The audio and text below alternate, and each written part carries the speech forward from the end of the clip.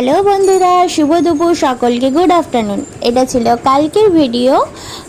আমার ননদের শ্বশুর মারা গিয়েছিলেন, তার বাৎসরিক কাজ ছিল, তো সেখানেই যাবার ছিল। শাশুড়ি মা যাননি, তো কর্তা আর আমি দুজনে গেলাম। যাবার সময় পথে একটু ফুল আর একটু মিষ্টি নিয়ে নিলাম সাথে। তারপরে দুজনে রওনা দিলাম। তো চলেছি।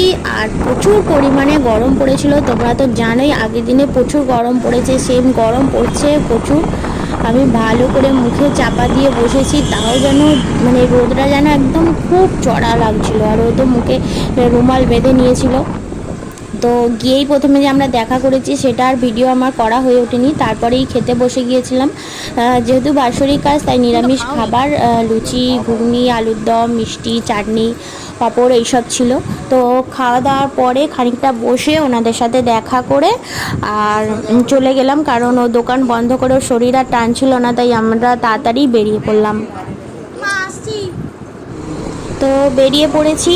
এবারে হচ্ছে আমরা গিয়েছিলাম যে রোড দিয়ে, তার উল্টো রাস্তা দিয়ে আমরা যাচ্ছিলাম। ও বললো চ একটু অন্য দিক দিয়ে বা গঙ্গাধার দিয়ে ঘুরে নিয়ে যাই।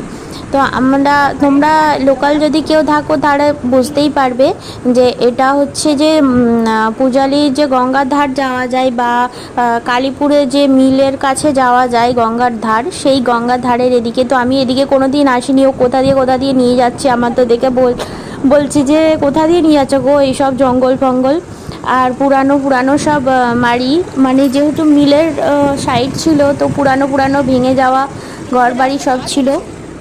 তো খুব ভালো লাগছিল। অনেক দিন পরে আমরা একটু বাইরে বেরোলাম। আর আমার ঘুরতে না খুব ভালো লাগে গো বন্ধুরা, খুব ভালো লাগে আমার। একটুখানি বাইরে বেরোলেই না খুব ভালো লাগে, মজা লাগে। আর বিশেষ করে গঙ্গার ধার আমার খুব ভালো লাগে, একটু গিয়ে বসে থাকতে না খুব ভালো লাগে।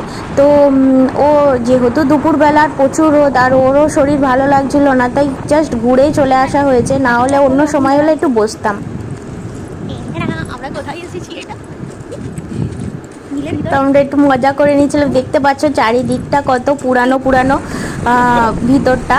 আমরা একটু হেঁটে নিলাম, তারপরে ওখান থেকেই ও বললো চ ভিতর থেকে ঘুরে নিয়ে আর চলে যাওয়া হবে।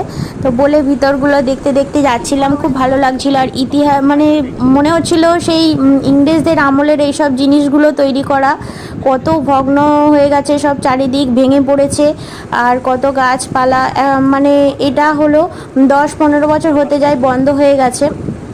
তো চারিদিকে সব কিছুই ভাঙা, ধরতে গেলে সব মেশিনপত্র সব কিছু ভেঙে গেছে। কোয়াটার টোয়াটার যেগুলো ছিল সেগুলো সব